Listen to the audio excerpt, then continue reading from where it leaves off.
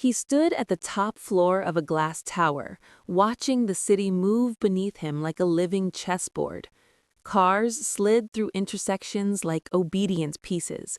People hurried across streets, faces tense, eyes locked on invisible goals handed to them by someone else.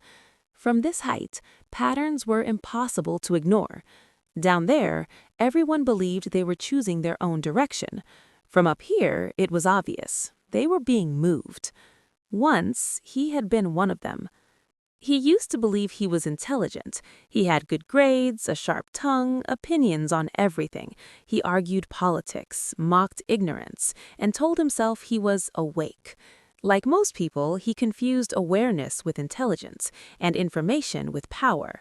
The illusion lasted until the day his work was stolen in a single meeting by a man who spoke less, smiled more, and walked out with the credit. That moment cracked something inside him.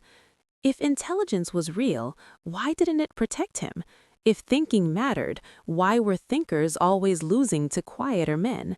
Why did the people who talked the least seem to decide the most? That night, sleep never came. He realized something most people never dared to admit. Being intelligent had never given him control. It had only made him better at explaining his own obedience. The answer didn't come from motivation, positivity, or morality. It came from Machiavelli, not the diluted version quoted online, but the dangerous one people read in silence. Machiavelli didn't talk about good or evil. He talked about how power actually works when nobody is pretending. He didn't describe intelligence as a single trait. He described it as levels. At the lowest level were those who only react. They live emotionally, driven by fear, hunger, anger, and approval. Control their environments and you control them. Give them a villain and they will hate. Give them hope and they will obey. These people believe they are free because no one is physically holding them down. They never notice the invisible leash. Above them are those who understand rules but never question them. They function well inside systems, companies, institutions, traditions. They follow procedures perfectly and mistake compliance for wisdom. Their strength disappears the moment the system changes, because they never learned to think outside the cage. Then comes the most crowded level of all, the people who believe they think. They consume information, repeat arguments, and feel superior to the masses. They call themselves critical thinkers, while borrowing every belief from a source they trust. Their outrage is programmed, their loyalties are inherited. They don't realize they are just upgraded followers, more articulate but no less controlled. This was where he found himself. That realization hurt more than failure. It meant his pride had been built on illusion. He wasn't intelligent, he was obedient with confidence. Machiavelli's true separation begins above this level. The next level belongs to those who see patterns. They stop judging individual events and start connecting outcomes. They don't ask what happened, they ask who benefits. Slowly, emotion loosens its grip. They notice repetition where others see coincidence. Power becomes visible for the first time.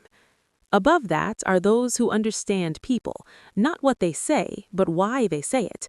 They recognize fear disguised as morality, ambition hidden behind kindness, weakness masked as virtue. These individuals know that most human behavior is predictable once you understand incentives. They listen more than they speak because every word someone says reveals a need.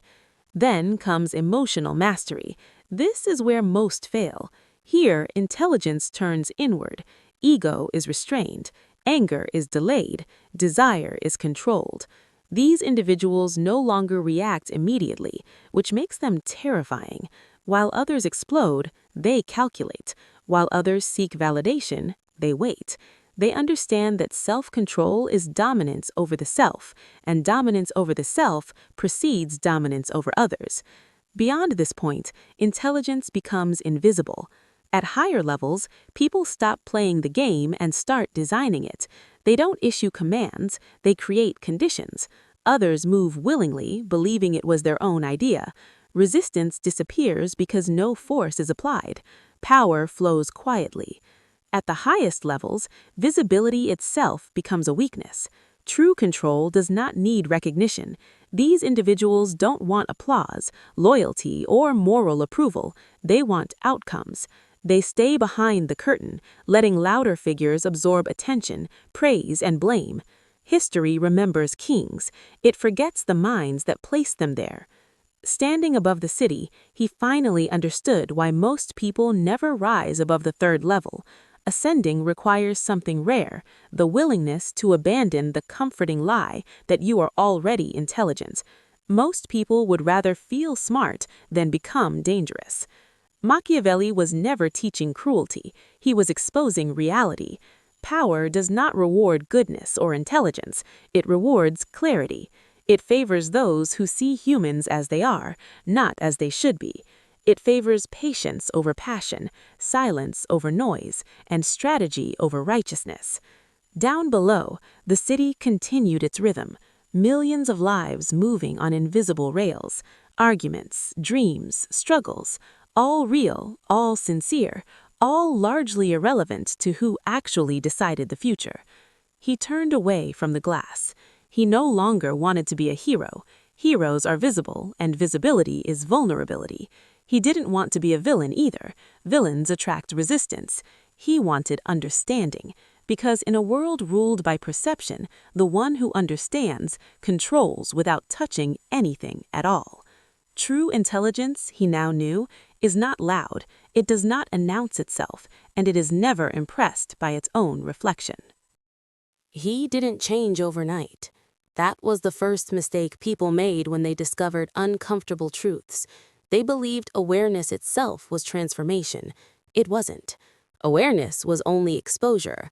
What followed was discipline, and discipline was lonely. The next weeks were quiet. He spoke less, observed more. Where he once rushed to fill silence with opinions, he now let gaps stretch uncomfortably long.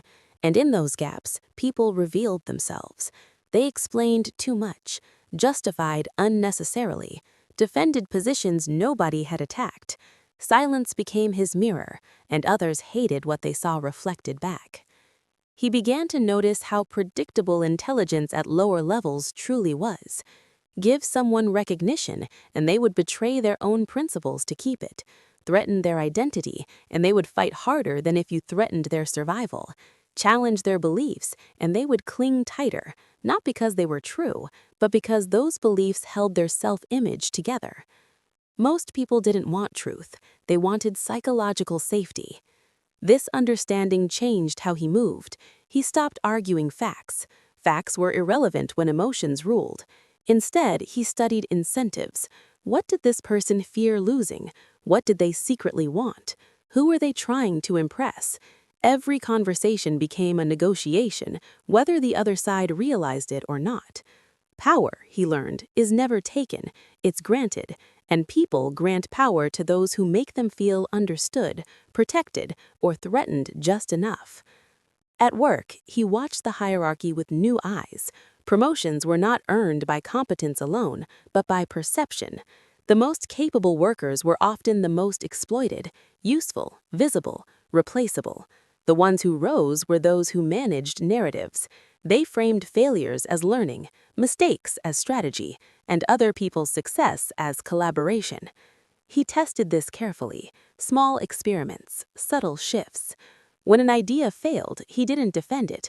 He allowed others to criticize it, then incorporated their criticism publicly. They left feeling influential. He gained quiet authority.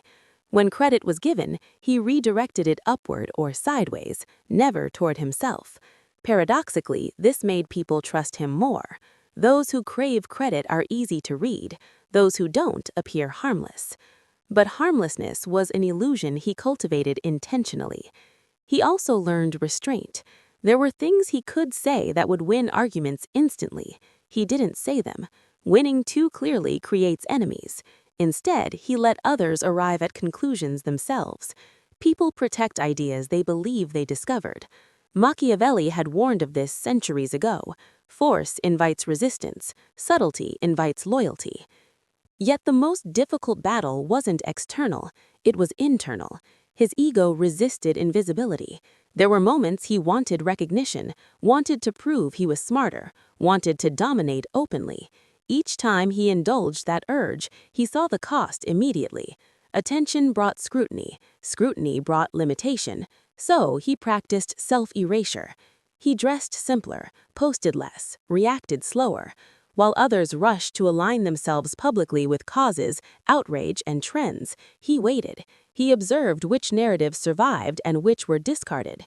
Time, he learned, is the most honest filter. People below level 3 lived in constant urgency.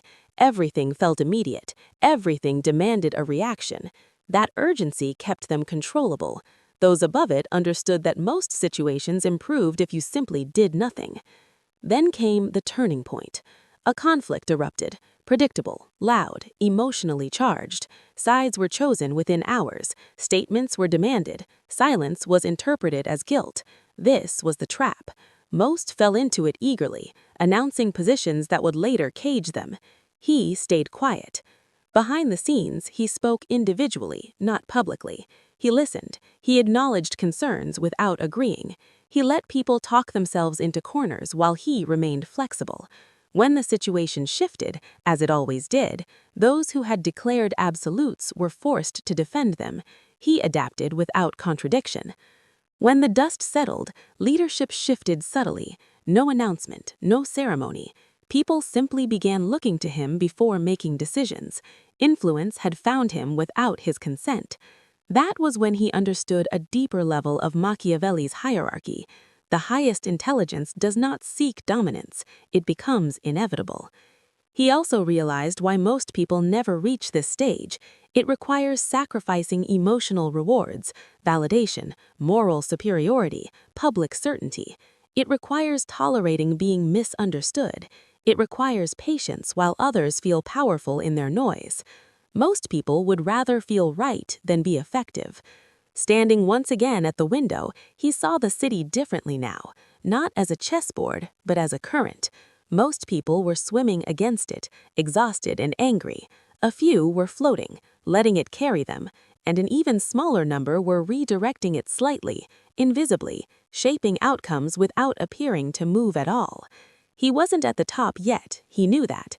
True masters were ghosts, unnamed, unquoted, untouched by blame or praise. But he was no longer drowning. And for the first time, he felt something more dangerous than intelligence. He felt control.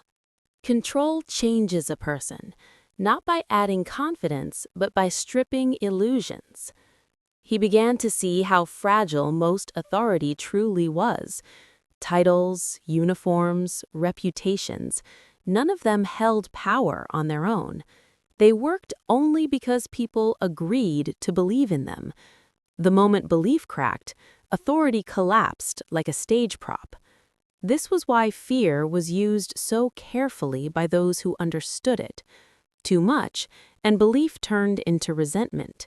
Too little, and it dissolved into disrespect. Real power lived in uncertainty. He noticed how often leaders sabotaged themselves by speaking too much. Every sentence became a commitment, every promise a chain. Silence, on the other hand, kept options open. Ambiguity made people project their own hopes onto him, and people are loyal to what they imagine. So he refined his presence. He became calm when others panicked, vague when others demanded clarity, agreeable without agreeing. People left conversations with him feeling heard, but never certain. That uncertainty made them cautious around him, and caution is respect in disguise. Machiavelli had written that men are quicker to forget the death of a father than the loss of property. He now understood the deeper meaning. Humans forgive emotional pain faster than they forgive loss of advantage. Touch someone's pride and they will recover. Threaten their status, comfort, or future, and they will remember forever. This awareness made him careful.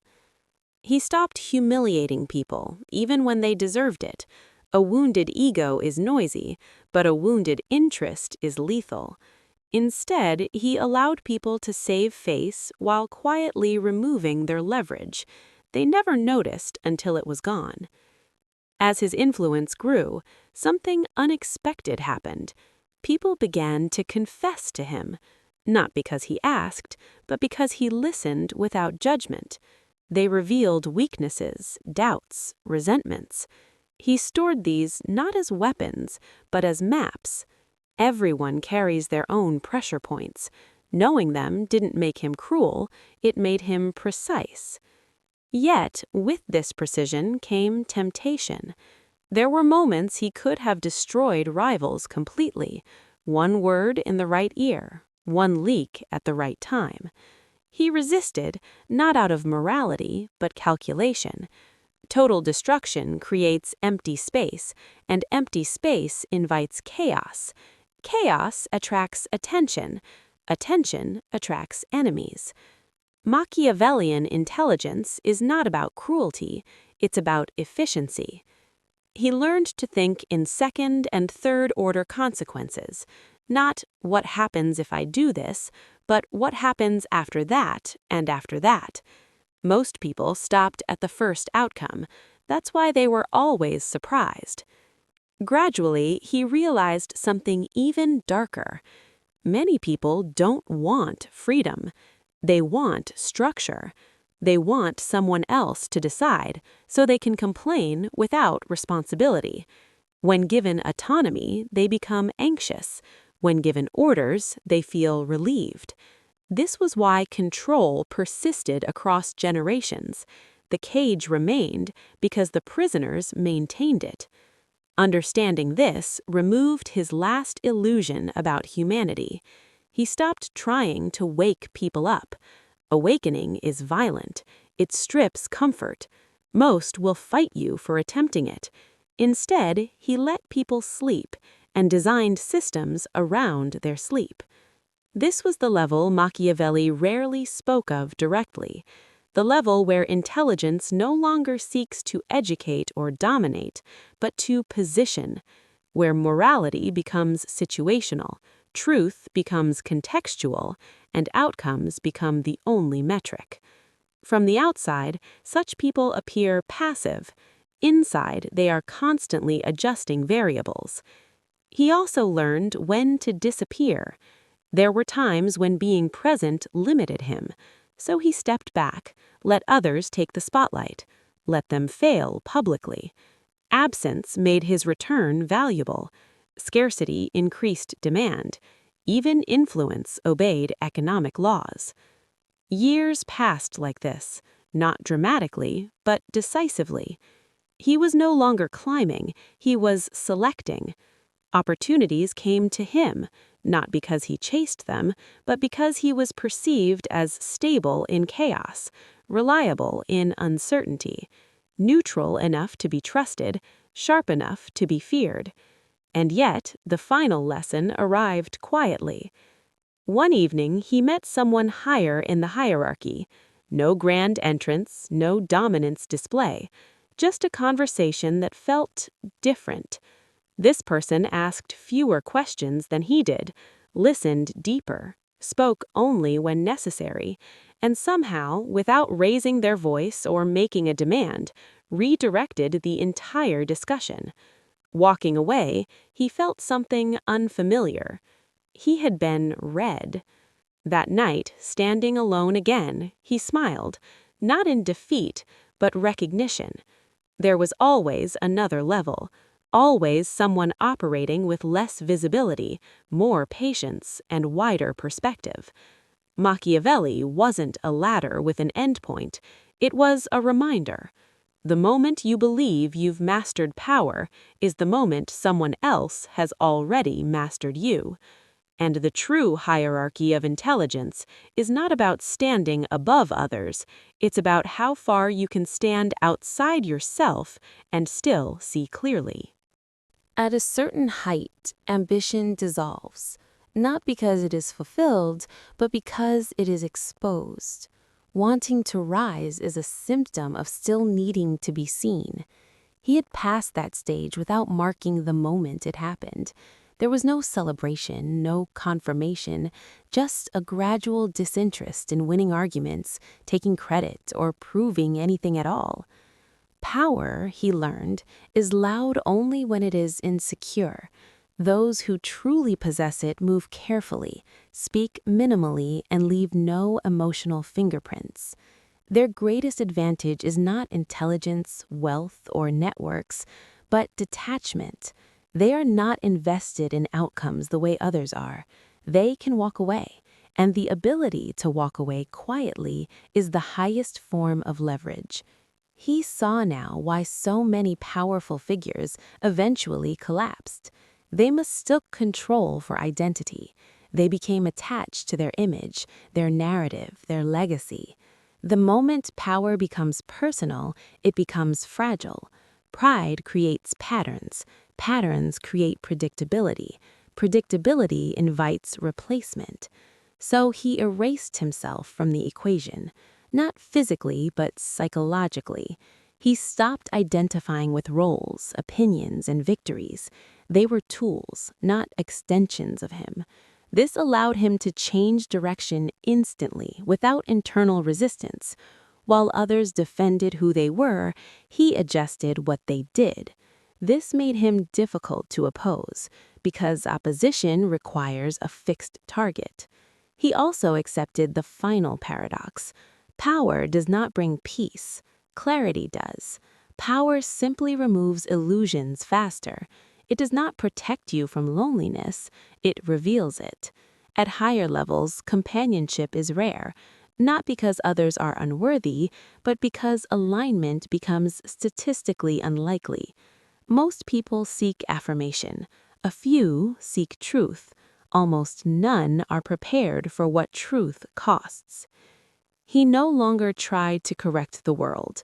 Correction invites friction. Instead, he positioned himself so that the world corrected itself around him. When systems failed, he was ready. When alliances shifted, he was already balanced. When narratives collapsed, he had never fully committed to them. He didn't resist change, he waited for it. And when action was necessary, it was precise and brief. No speeches, no warnings, no emotional residue. The less a move is remembered, the more effective it was. This was the final lesson Machiavelli left between the lines. The goal is not to rule, the goal is to be untouchable. Untouchable does not mean invincible, it means ungraspable, unpredictable, unnecessary to remove because removal gains nothing. Standing once more in silence, he felt no triumph, only alignment. The city below no longer appeared as chaos or order, pieces or players. It was simply motion, endless, self-correcting, indifferent. Those who tried to dominate it were consumed. Those who understood it redirected it briefly, then stepped aside. He chose the latter. There was no final declaration, no vow, no identity to adopt, only a quiet understanding. Those who seek power will always be visible. Those who understand it will always be present, and those who master it will never be noticed at all. He turned away, not because he was finished, but because there was nothing left to look at. The game had not ended, he had simply stepped beyond the need to play.